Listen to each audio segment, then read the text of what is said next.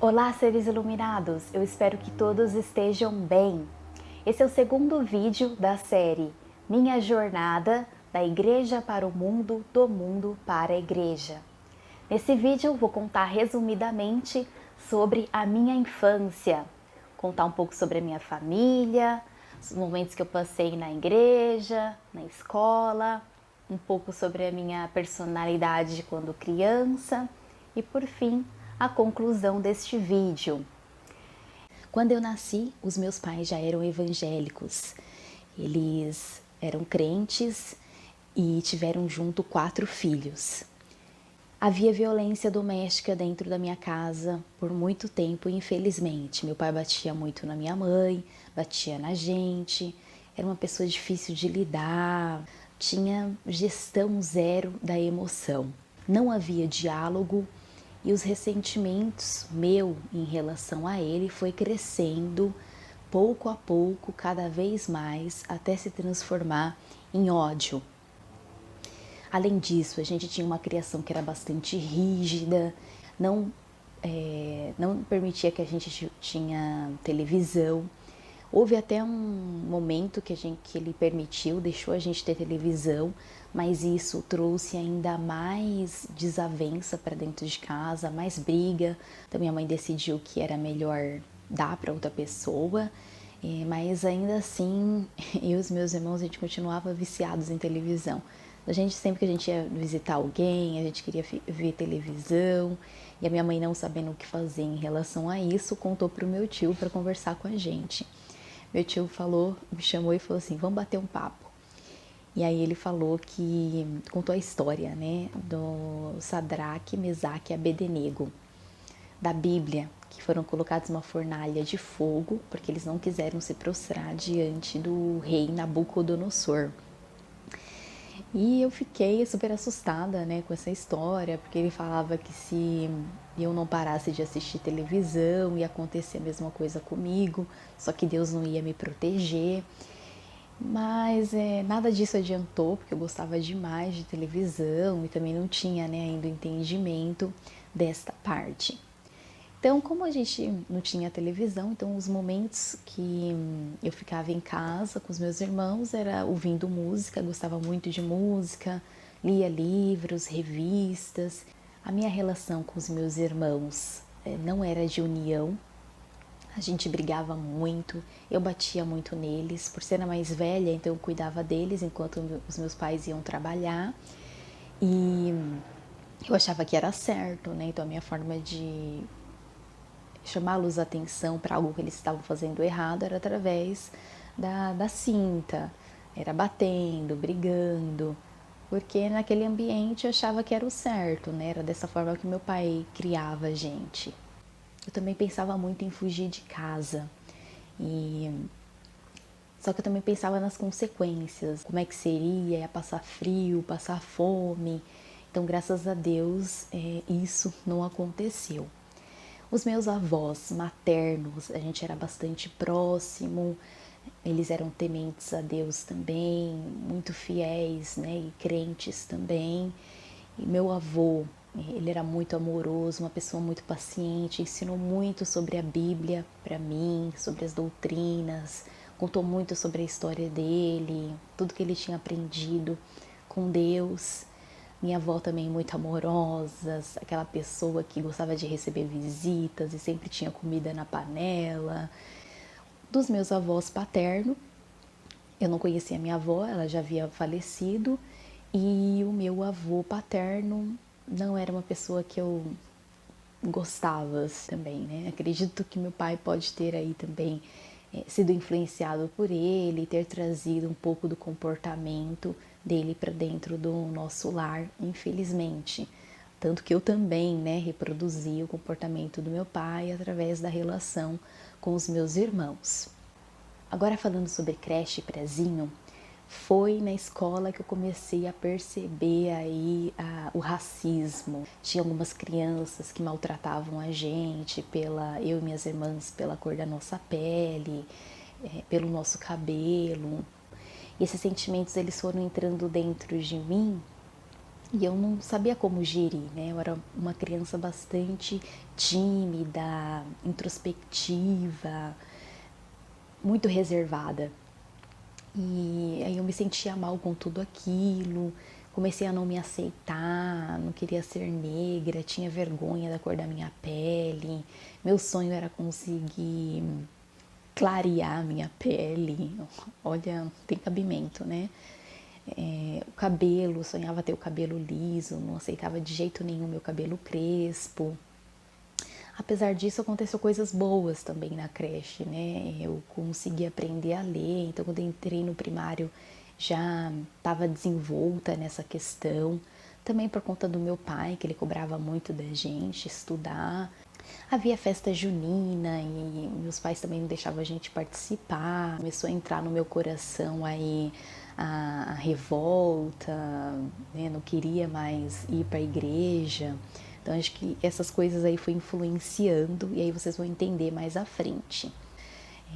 Essa questão do racismo, de não me aceitar, não aceitar os meus cabelos. Quando eu tinha 7 anos, o meu irmão caçula nasceu e ele nasceu com a pele mais clara. Eu e as minhas irmãs, a gente tem praticamente a mesma tonalidade, né? O mesmo tom de pele negra, mas o meu irmão, ele nasceu aí bem mais claro, né? Puxando a família do meu pai. Entendia por que meu irmão nasceu com a pele branca e eu não. E, nossa, ao invés de eu ficar feliz com o nascimento dele, né? O meu primeiro choque foi ver ali aquele bebê com a pele clara, que era algo que eu desejava tanto. Eu não tinha vaidade por conta da criação rígida, mas eu sentia muito desejo de passar maquiagem, tinha aquelas maquiagens para criança e pintar a unha. Então eu via, né, as crianças que faziam isso e eu não podia. Então eu me sentia oprimida, sabe? Eu sentia que eu não tinha liberdade de fazer nada, tudo era proibido, nada era certo, e isso me angustiava demais. Falando um pouco agora sobre o culto de jovens, teve uma fase que eu gostava de ir na igreja, tinha bastante amizade, né, com as crianças, mas tinha essa questão da angústia de não poder fazer nada. Eu gostava muito de usar calça comprida e na igreja, né, não é permitido, as mulheres devem usar somente saia. Isso era uma das coisas assim que eu mais discordava. E até meu pai já tinha chamado a minha atenção em relação a isso, ele queria que eu parasse de usar calça para ir para a escola. E aí, como tinha esse conflito, né, de relação pelas coisas que ele fazia dentro de casa e o comportamento dentro da igreja, então eu julgava muito ele e não aceitava que ele me chamasse a atenção. Então teve até um momento em que a gente discutiu por conta disso, porque ele me comparou com uma menina, né, da igreja que sempre ia para a escola de saia. Eu falei para ele que ele não tinha o direito de me comparar, porque ele não era tão bom pai assim como o pai dela. Depois disso, né, meu pai nunca mais me chamou a atenção em relação a isso. Eu não entendia como que uma pessoa que vai na igreja, que se diz crente, dentro de casa muda totalmente o comportamento. Eu achava que as pessoas que iam para a igreja eram pessoas que eram melhores do que as pessoas que estavam afastadas de Deus, né, no mundo, vivendo em pecado. Eu achava que ali as pessoas eram mais santificadas e tudo mais, né? Então eu tinha assim essa visão e aí por isso eu acabava julgando muito o meu pai. E aí a revolta no meu coração, né, a partir dos 12 anos aí começou a ir crescendo pouco a pouco. Eu também ansiava, né, com 11 anos, eu já ansiava muito os meus 12 anos, porque eu não queria mais ir na igreja, eu não queria mais seguir aquela doutrina, eu sentia vontade das coisas do mundo, eu queria usar maquiagem, eu queria poder usar calça, né, eu sentia muito essa necessidade assim de liberdade, né, digamos assim. Eu desfiz muita amizade também com o passar dos anos com as pessoas da igreja e com as meninas da escola, porque eu percebia que a forma de conversar era diferente. Eu sentia mais a vontade de falar tudo aquilo que eu sentia com as meninas da escola. Eu lembro que tinha uns vizinhos próximo da minha casa que eles pertenciam a uma outra denominação e eles resolveram fazer uma escola dominical, né, para ensinar as crianças sobre a Bíblia. Eu fiquei super animada porque eu gostava muito, né, dos momentos que eu passei com meu avô, dele ensinando a Bíblia, contando as histórias, eu ficava fascinada. E eu fiquei super animada com essa possibilidade. Mas fui conversar com meu pai, ele também não deixou. Essas coisas assim, sabe, foi me deixando ainda com mais raiva. Eu comecei a ter vergonha também de ser crente, tinha os meninos que moravam próximo da minha casa, da casa dos meus pais, que sempre que a gente passava para ir para o culto de jovens, ele ficava, lá vem as crentinhas, e gritava, sabe? Eu morria de vergonha, então eu queria completar logo os 12 anos para não ter que ir mais na igreja, que na igreja eles ensinam, né, que os pais têm que levar as crianças até os 12 anos obrigatoriamente, e depois disso entende-se que a partir dos 12 anos a criança já tem aí discernimento para conseguir escolher aquilo que ela quer. Então eu até contei para o meu pai, não aguentava mais aqueles meninos, né, perturbando a gente. E aí meu pai pegou e falou assim: fala para eles que enquanto a gente dá glória, enquanto você dá glória, eles dão aleluia. Eu não entendi nada disso, né? Mas como eu não aguentava mais aquela encheção de saco desses meninos, quando a gente passou de novo na rua, eu e as minhas irmãs, eles começaram a gritar: aí, lá vem as crentinha, crentinha da bunda quente. Aí eu peguei e virei, né? A gente nunca tinha tido nenhuma reação. Aí eu virei e falei assim: enquanto a gente dá glória, vocês dão aleluia. Aí eles ficaram assustados. Eu nem sei se eles entenderam o que eu falei, mas eles ficaram assustados com a minha reação. E aí depois disso, nunca mais eles zoaram a gente, né? Nunca mais mexeram com a gente por conta da religião.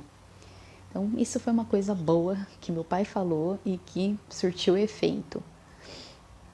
Eu orava muito pouco, né? Eu não gostava de orar. Então, meu avô sempre ensinava que era importante a gente orar, a gente apresentar nas mãos de Deus o nosso sofrimento, tudo que a gente sentia, mas eu zero, muito difícil orar. Eu culpava Deus pelas coisas que acontecia comigo, pelas coisas que acontecia dentro de casa. Como a gente vai na igreja, a gente vai buscar Deus e dentro de casa é isso daqui. Por quê? Então eu questionava demais, sabe? Era muito revoltada e ao invés de me humilhar para pedir para Deus ajuda, pedir para Ele o conforto, não. Eu fui cada vez mais me afastando de Deus. E aí vocês vão entender isso mais na fase da adolescência. Então, nessa fase da infância, não sei se vocês conseguiram perceber, mas eu tentava fugir do problema, né, que acontecia dentro de casa. Eu também focava muito na minha dor. Eu acreditava, né, que só eu sofria. E aí também a questão que eu falei para vocês de questionar Deus, por que que, né, eu passava pelaquela coisa. Então eu me colocava muito ali num papel da sofredora, sabe? De não entender porque tudo aquilo acontecia.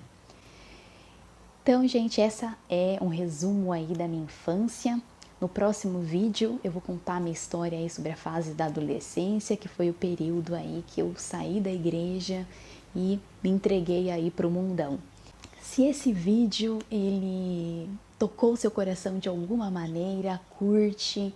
Se vier alguém na sua mente que você acha que essa mensagem pode ajudar, compartilha e fica à vontade para comentar. Que Deus abençoe vocês grandemente. Tchau, tchau. Até o próximo vídeo, se Deus quiser.